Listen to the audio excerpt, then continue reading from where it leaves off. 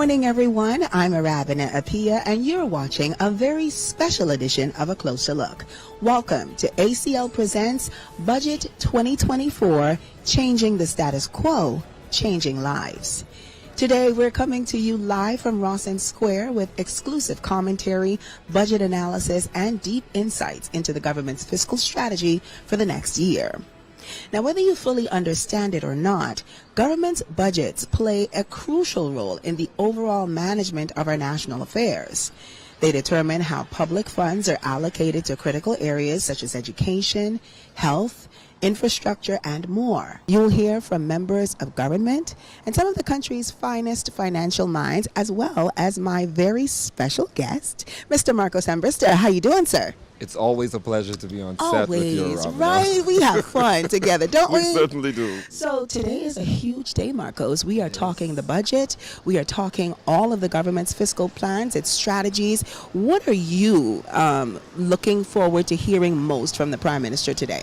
I think I'm looking forward to finding what the Davis administration's priorities are going to be for the 2024 to 2025 fiscal year. Of course, I know that a lot of people are not budget educated, so of course we know that that will run from July 1st of 2024 to June 30th of 2025. I'm looking to see what are the pressing areas that will, of course, where the money will be spent, whether that be in our national security, whether that's education, youth, health. Of course, we know the Prime Minister's plan and his administration's plan to start a new hospital. Where are those funds going to be raised? Revenue. Where are we looking to source our monies from? What's the stance of our economy at the moment? Where is tourism and where's the debt? All of these things are the things that I'm looking forward to. Listen, those are some heavy, heavy topics indeed. And so I'm very excited. I hope you're very excited too. I want to talk to the regular Bahamian to find how they feel about the budget Absolutely. today. Ladies and gentlemen, this is an ACL special presentation, and we are coming to you live from Rawson Square, where in just a few moments, Prime Minister, the Honorable Philip Davis, will give his official budget presentation. I am here with Latre Ramming of the Office of the Prime Minister, as well as Shantez Tillett-Wilson. Welcome. Thank you. It's a pleasure to be here. Thank you so much. In your opinion, what should Bahamians be listening most attentively for? Well, I think that we'll have a lot of exciting new announcements with regards to the fiscal position of the Bahamas. I know that doesn't sound like the most exciting thing for most Bahamians, but it really is a harbinger for better times to come. We've made so much progress with regards to closing the deficit, putting the country in a better, more balanced position as a country. And I know that, once again, that sounds very high level, but think of it as your own budget. Your wallet is always better when it has a surplus, not a deficit. We're getting there, and we've been working very hard and made a lot of strides in the last 3 years. I know that there are some major key priorities that the Office of the Prime Minister has been really focused on, and I would like you to share those with our viewing audience. So I think the key priorities for the government of the Bahamas is crime, education, healthcare, cost of living, and investment in jobs and security. And so one of the things that you'll see from the Prime Minister today is the continuation of those priorities. I think it's really important to reiterate to the viewing audience that budgets, every single budget is tied together. They're a continuation of a government's long-term strategy. By law, the last Wednesday in the month, the Minister of Finance is required to come to the House to really seek permission to finance the government new fiscal period. And I think that the government's theme, changing the status quo, changing lives, this encompasses the focus of the government in this fiscal period. Mm-hmm. A closer look returns in a moment with insights from the Attorney General, Ryan Pinder. Stay tuned.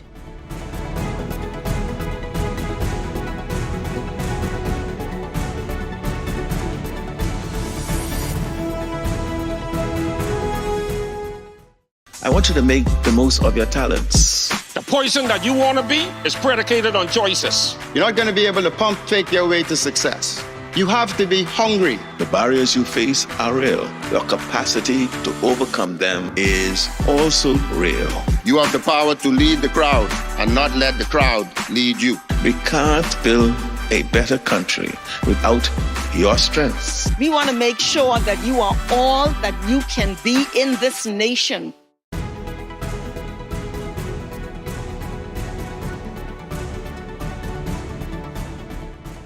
Welcome back to our live coverage of Budget 2024, Changing the Status Quo, Changing Lives. Bahamians across the country are eagerly waiting to hear this administration's fiscal plan mapped out. Well, here to give us some insights into that is Attorney General Ryan Pinder. How you doing, sir? I'm well. Good morning. Good morning. Thank you so much for being here.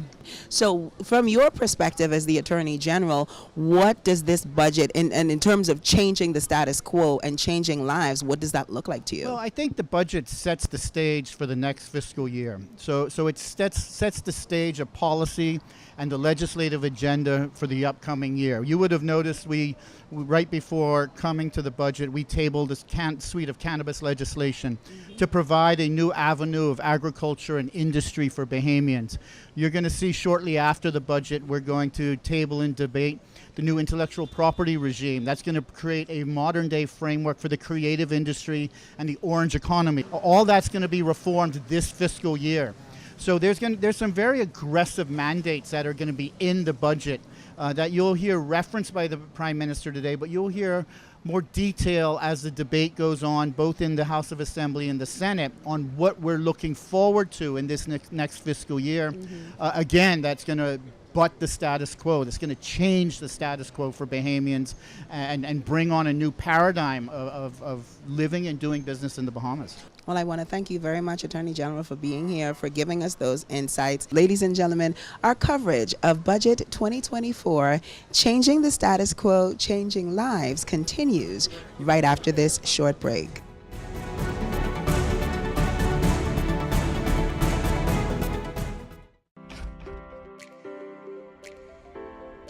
This is BDC Living, where we bring your indoor and outdoor living dreams to life. Visit our AIP warehouse showroom and explore the wide range of luxurious bedding options designed to transform your bedroom into a sanctuary of style and comfort.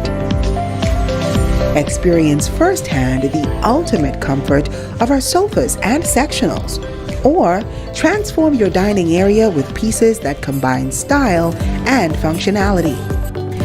Visit any of our BDC Living locations today and let your dream decor journey begin with us.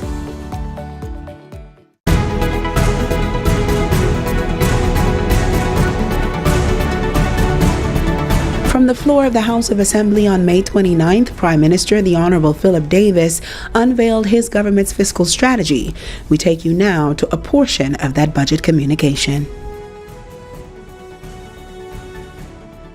When we came into office, the fiscal situation was bleak, with a deficit that was 13.1% of GDP.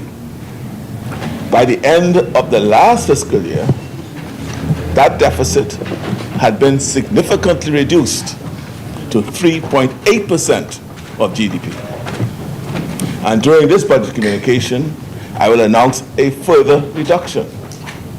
In under 3 years, we have knocked $1 billion off our deficit.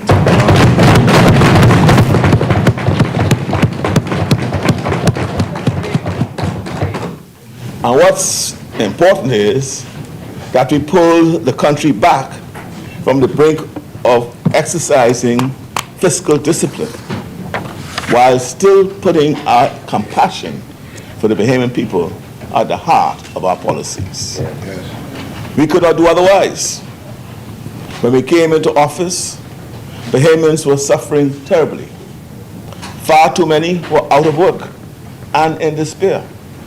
The unemployment rate at that time was 17.6%. We moved fast. We opened up the economy. We partnered with the private sector. We encouraged innovation and new investment in tourism and other sectors. And we worked hard to promote our little special country. The employment rate is now the lowest it's been since 2008 at 8.8%.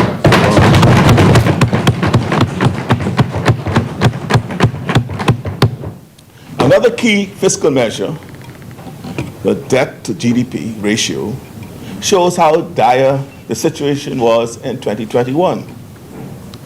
In June of that year, the debt to GDP was 100.4%. Wow. 100.4%. That means that the size of our debt was the same size, even a little bigger, than the size of our economy. Once this happens to a country, a cascade of negative consequences can gain momentum, leading to a very grim outcome. We took action to prevent those worst-case scenarios, and the latest debt statistics reflect a debt-to-GDP ratio of 79.9%, a significant achievement.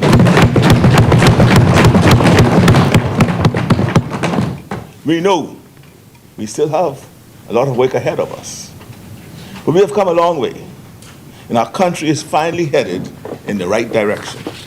I want to reiterate the values and the vision behind the policy decisions we have made. We have big ambitions for our country and for the Bahamian people. We are working hard to bring down the cost of living for Bahamians, to create safer communities, to support our entrepreneurs, to strengthen our borders, and to build a more inclusive economy. We are also determined to expand opportunities across our beautiful islands, throughout our archipelago. It's the first time the Bahamas has a prime minister and a deputy prime minister representing Family Islands. We are making the most of it, aren't we?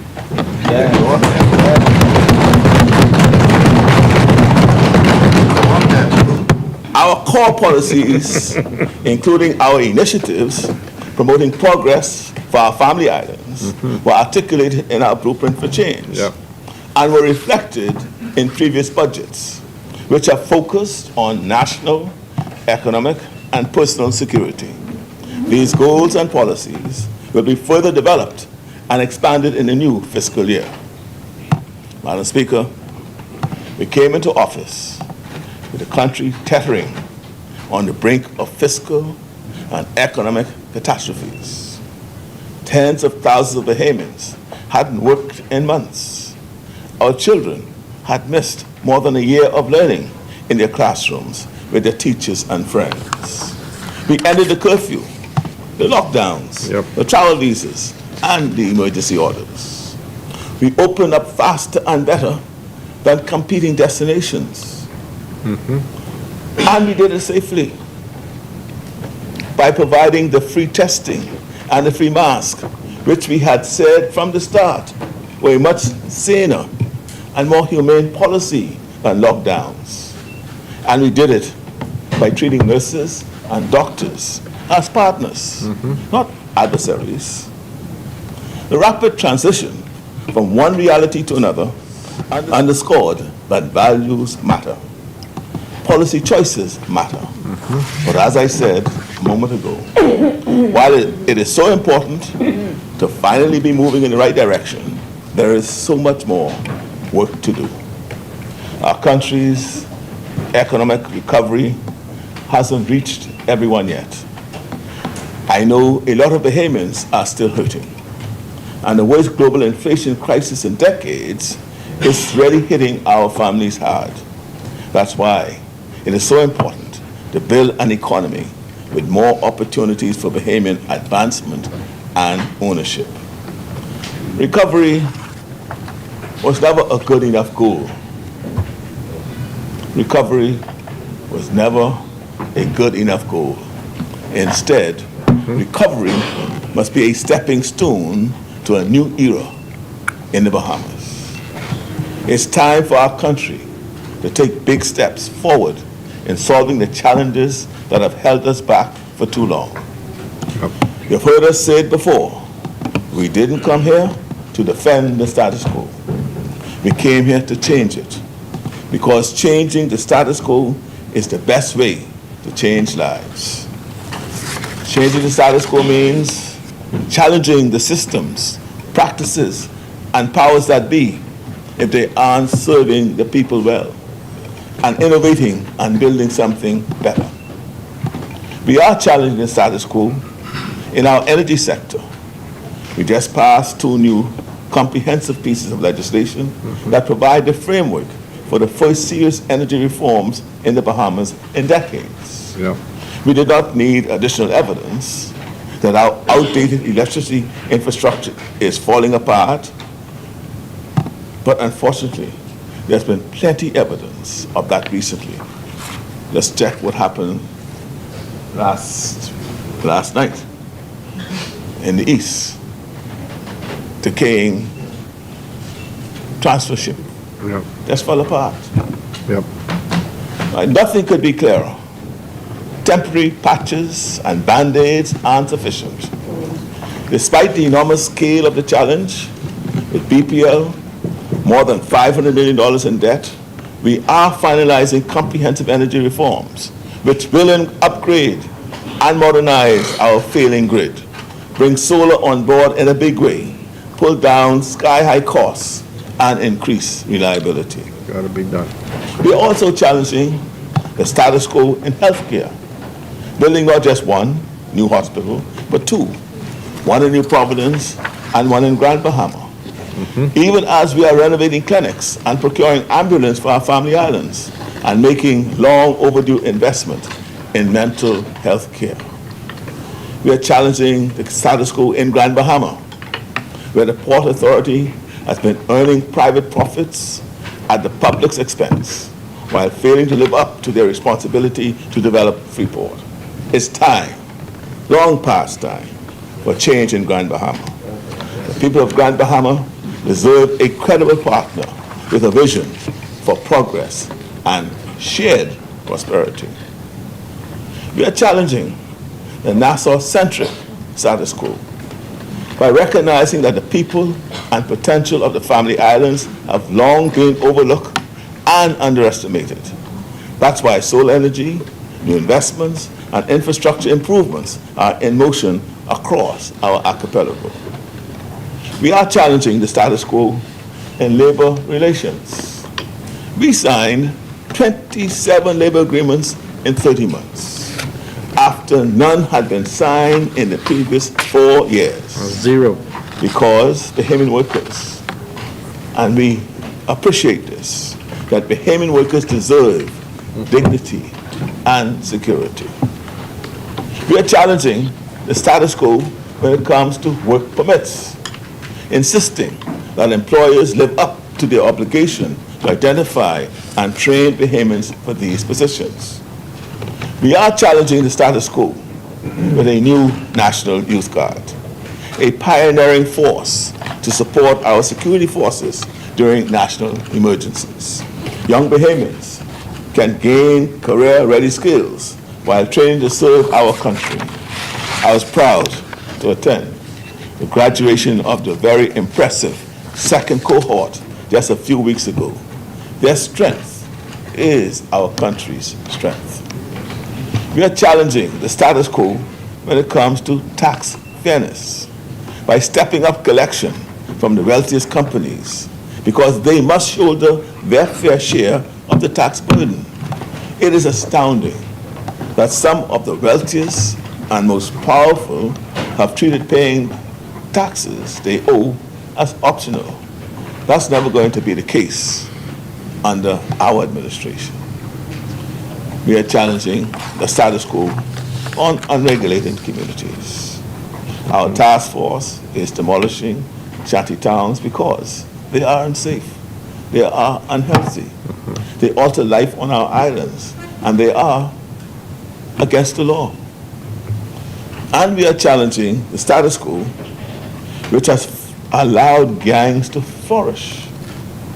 We passed tough new anti-gang measures to give the police new tools to disrupt and dismantle the gangs which have terrorized our communities.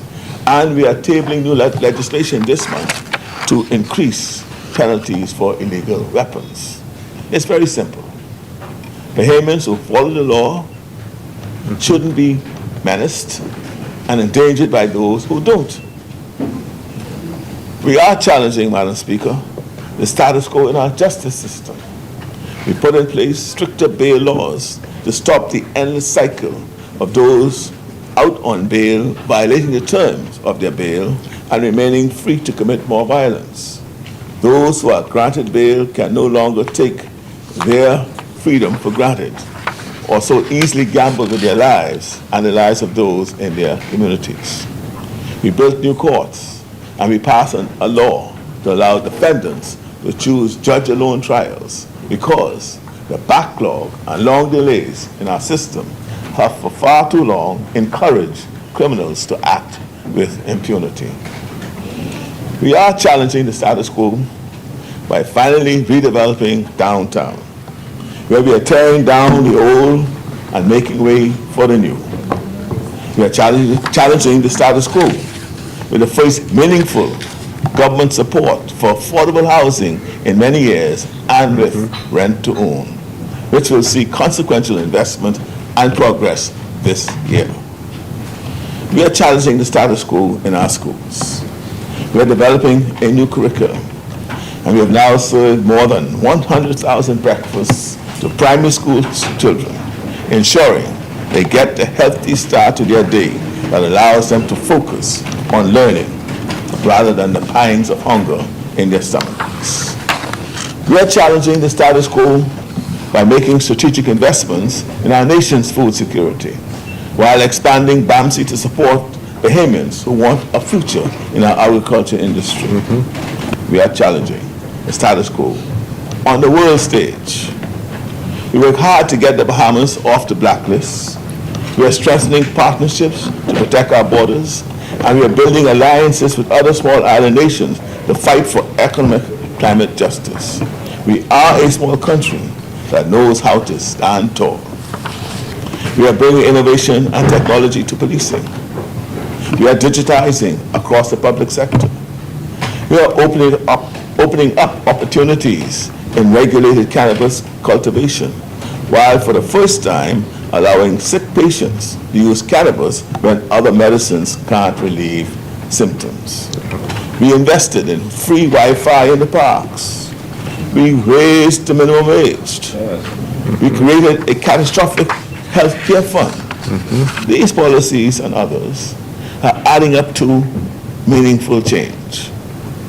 Madam Speaker, we are determined to address the issues that have been holding our country back, and we are doing just that in partnership with the Bahamian people. As the Prime Minister and the Minister of Finance, I have the privilege of presenting this budget and telling you about the decisions we made which move our countries from sky-high deficits to fiscal stability, and while lowering VAT instead of raising it.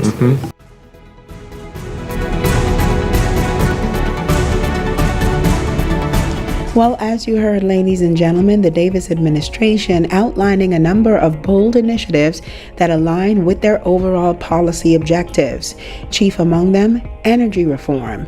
We caught up with the minister responsible, the Honorable JoBeth Colby Davis, who says the Prime Minister's communication lays the groundwork for major changes currently in the pipeline. Our stability in supply, reliability, and our systems is basically aged, and so now we are working towards an energy reform plan that would bring it up to date, up to standard, modernize it, and make sure that it is sufficient enough to supply the demand that is on the system based on our residential customers, our commercial customers, and what we're seeing in development of our country and new investments coming in. Another key area of focus for the Davis administration, crime. For National Security Minister Wayne Monroe, this budget builds upon 3 years of successes in his ministry. And so the Prime Minister pointed it out. We've recruited in 20 months more police officers, more Defense Force Marines, more correctional officers in 20 months than they did in 4.5 years.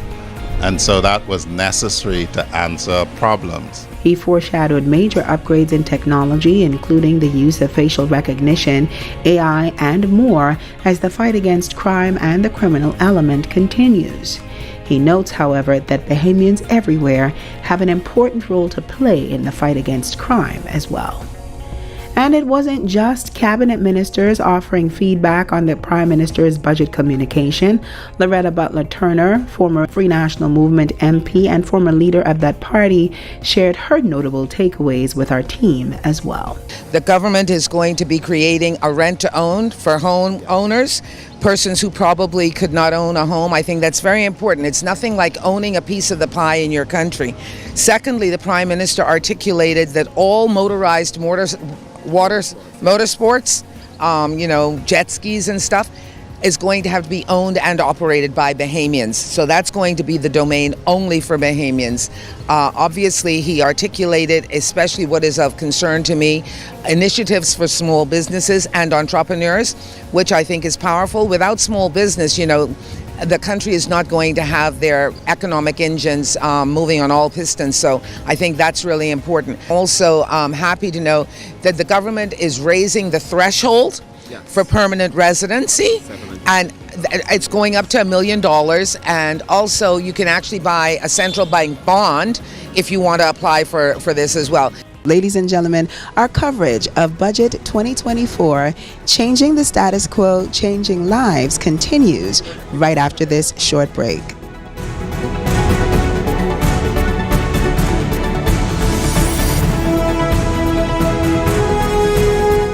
This is the graduation of the National Youth Guard.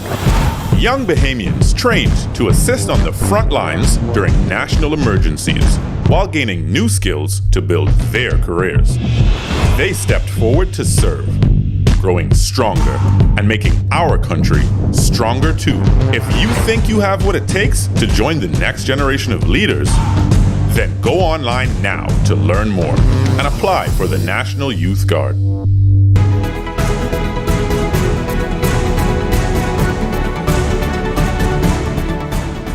Welcome back to A Closer Look's live coverage of Budget 2024 under the theme Changing the Status Quo, Changing Lives. But we have learned so much, and we have talked to so many people who have provided such wonderful insights into what we can expect from the Davis administration this fiscal year. We have heard where their priorities lie. We're talking healthcare, we're talking education, we're talking about energy reforms, and I think that is something that many Bahamians, if not all Bahamians, are particularly interested in. Joining me back on the broadcast is Marcos Ambrista. Marcos, it's been a day, and we have been here through it all. We got to break down the budget to the simplest terms where everybody's able to understand. So of course we know that after today we have the cabinet approval that has to happen from within the cabinet ministers. You have your parliamentary approval. That's when it's presented to the House of Assembly. That's what happened today, when everybody now gets to take a time to debate, including the opposition.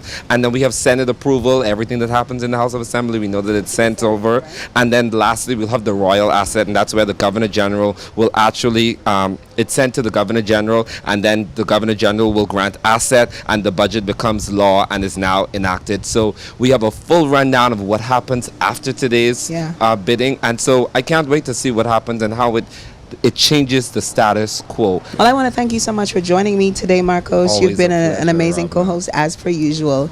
Ladies and gentlemen, this has been Budget 2024 ACL Presents. We thank you so much for tuning in. We thank you so much for sticking around. We hope you have enjoyed our broadcast. We hope you've learned something. Thank you so much for joining us. I'm Arabina Pia. Good day, everyone.